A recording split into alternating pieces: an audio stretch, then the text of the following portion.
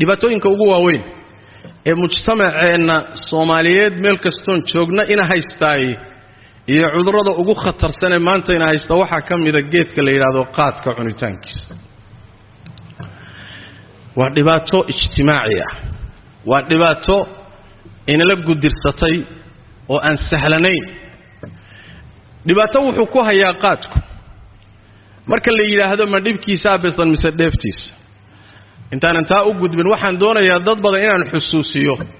oo marka masaa'isha noocan oo kala laga hadlayo yiraahda nas khaas oo aayad quraana keena oo dhahaysa yaa ayyuhalladina aamanu la ta'kulul qaad ama ma xadiis nabi oo dhahaya iyaakum wal qaata keena dadkaasi waa dadan aqoon u lahayn shariicadii nabi maxamed sallallahu alayhi wasallam iyo qawaacideedii iyo see wax loo xarimaa iyo muxuu ahaay cilalka iyo xikamka wax lagu xarimo ruuxan ka warhaynin waa sidaas daradeed qawaacidda shariicadu waa caam oo shay kasta oo ama nusuustu ha sheegto ama ha ka dambeeye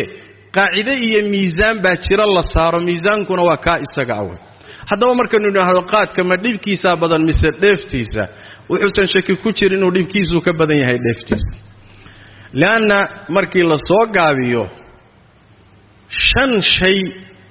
shan qodob oo la yiraahdo qodobada waaweyn ee daruuraadka ah nolosha aadamuhuna ayna ka maarmin diimihii ilaahay soo dejiyay dhamaanteedna isku waafaqeen in la ilaaliyo shantiiba qaadku waa qaadaya shantiiba qaadku waa dhibaya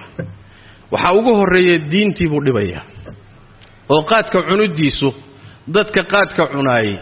waajibaadkii shariicada dhaafaya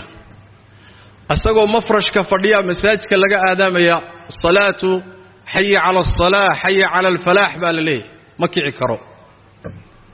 haduu tukado salaad khariban oo ninka tukanayana maskaxdiisu ayna joogin oo muxuu ahaay waswaas iyo sahwi miidhan abu oo salaad jawaanu meelaha qabka siin waa mar dambe oo waqtigii dhintay laakiin meeshii looga dhawaaqay masaajidii jamaacaadka inuu ku tukado uma badna وبالتالي waxa u dheer fadhiga qaadka lagu cunaya in muharramaad laga waayo muharramaad kaloon isaga ahayn oo dheeraad ah ee hadaan laguba koosaarinba oo aan lagu suugahaasi aan lagu macaanayninba maba dhadhamayaba waa in heesa la geliyo waa in music lagu koonsaaro waa inay gabdho qaaqaawanay muxuu ahay ka adeegan wax way hadaan intaaba lagu darinba marqaankiisu ma baxayo sidaas daraadeed munkaraadka kale uu wato ee majaalistu ay wadataaba ka badan cunitaankiisa وبالتالي diin ahaan xaqiiqo waxay tahay dadka qaadka cunaay diin ahaan dacfi fara badan baa ku jira taacaadkii iyo cibaadaadkii iyo cilmiga barashadiisa waajibaadka gudashadooda xaaraanta ka fogaanteeda dacfi fara badan baa diintooda galaya وبالتالي qaadku diintii buu dhaawacaya qodobka labaad ee uu qaadku dhaawacayo waa caafimaadkii dadka oo waxay sugayaan geedka marka la baaray oo maraakista wax lagu baaray iyo shaybaadhada adduunka la geeyay cudurro fara badan oo waxa ka dhasha marka dambe keena bini aadanku inuu dhinto ama naftiisu khatar gasho cudurrada ay sheegeen waxa kamida waa qaar kamida dhamaantood ma aha waxyaalaha keena waxa kamid ay leeyihiin ruuxa deganaanshaha ka tagaya oo wuxuu noqonayaa ruux mar walba dareemayaashiisu kacsan yihiin oo qalaq iyo idraaf fara badan buu noloshiisa gelinaya waxa kamida daal fara badan iyo hurdo yari waxa kamida dhiig yari waxa kamida maskaxda oo gororta waxa kamida ilkaha oo burbura waxa kamida cudurka baasuurka la yiraahdo ama baabasiirta oo ku kacda waxa kamida caloosho fasaadiye xiidmaha wax gaadhaan waxa kamida ruuxa cuntada doonitaankii iyo shahiyadii cuntada oo ku yaraata oo cuntadii uu cuni waayo وبالتالي weyd buu noqonayaa isagii dhanba muxuu waa caatoobaya waxa kamida cudurrada sheegayaan keliyahana wax buu yeelaa waxa kamida jirka dhismihiisu guud buu daciifinaya waa waxyaalaha ay sheegeen abxaasta dibbiga ah geedkan markii loo kuur galo la baaray intaasoo cudur baa ka dhalanaya oo bini aadanka keenaya markadna xataa geeridiisa keenaya Allahna Quraan Kariimka muxuu ku yiri war naftiina hadilina buu Allah yiri naftiina halaag ha ku ridina naftaada intaad bastoolad qaadato inaad ku dhufato oo si toos ah u disho iyo sababtii caafimaadkeeda qaadi lahaa intaad la timaado inay saa ku dhimato waa isku mid midna mubaashara la yidhaahdaa midna tasabbub baa la dhahaa labaduba waa isdil haddaad saa isu dishana sida nebigu tilmaamay sal alla alayh wasalam naartaad geli waadna ku waari ka bixi maysid xadiiska saxiix muslimka ruuxii isdila sidaas daraaddeed caafimaadkii iyo noloshii jiritaankii aadamahana halis buu ku yahay waxaa kaleeto oo dhibaatooyinkiisa ka mida caqliga bini aadamka oo daruurada saddexaad iyadana dhibaato u geysanaya oo iyadana markii shaybaadhada adduunka la geeyo la baadhay buxuusta waxaa ka soo baxday waxaa ku jirta qaadka maaddo mukhadir ah oo maandooriye ah oo caqliga bini aadamka dhibaato u geysanaysa khamrada maadada ku jirta ee caqliga waxyeesha iyo maadada qaadka ku jirta ee caqliga waxyeesha waxaa ka khatarsan maadada qaadka ku jirta sidaas daraaddeed baa gaal iyo muslimba dowladaha caalamka inta la baadhay geedka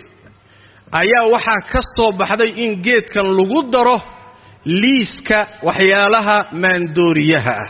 wabitaali dowladaha caalamku inay mamnuucaan khamradiina waa lagu cabbaa ogow khamradii waa lagu cabbaa haddaba geedkan maxaa loo diiday geedka waxaa loo diiday dhibka ku jira ka badan khamrada dhibka ku jira shareecadeenna ka horrayso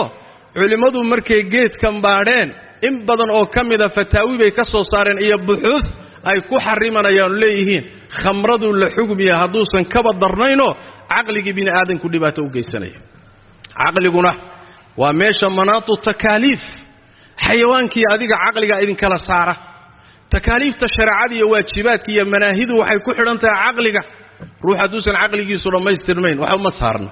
hadduu caqliga lumiyo oo da'oobo cantatabana waxba ma saarna waa iska muxuu ahay qalinba ma fushanaba takaaliiftu maxay ku imaanaysaa bini aadam ku karaamaysan waa caqligii bay shareecadu u difaacday marka khamradii baa la xarimay khamrada maxaa la yidhaahdaa wax kastoo caqliga bini aadamka bedelaa la yidhaahdaa ama ha la cuno ha la ruugo ama ha la cabo sida yani cabitaan ama xididada ha laga qaato ama si kale ha loo isticmaalo marba hadduu caqliga saamaynayo waa khamro nusuustii khamrada ku soo aroortay axkaamteediina waa qaadanaysaa dhibaatadaana iyadana waa geysanaya oo caqligiibuu dhibaato u geysanaya waxaa kaleeto uu dhibaato u geysanayaa daruurada afraad oo ka mida daruuraadka waaweyn oo ah bini aadamka tarankiisa nasliga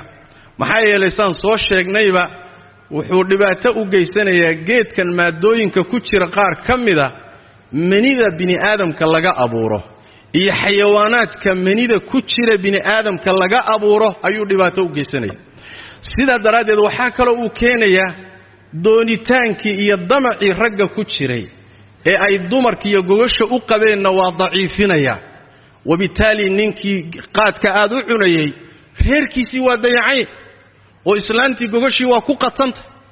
oo way xishoonaysaa mooye maxkamadday waa hore imaan lahayd yani waxa waa xuquuq lunsan laanna shahiyadii iyo doonitaankii iyo damicii buu luminaya waxaa kaleeto uu keenayaa dhibdhinac kale marka laga fiiriyo sidoo kaleeto saan soo tilmaannayba wuxuu keenayaa carruurtii iyo gurigii waajibaadkii iyo xuquuqdii ninka ka saarnayd buu luminaya leanna waxa weeyaan waxoogaa yar buu soo helaya waxoogaagii yaraa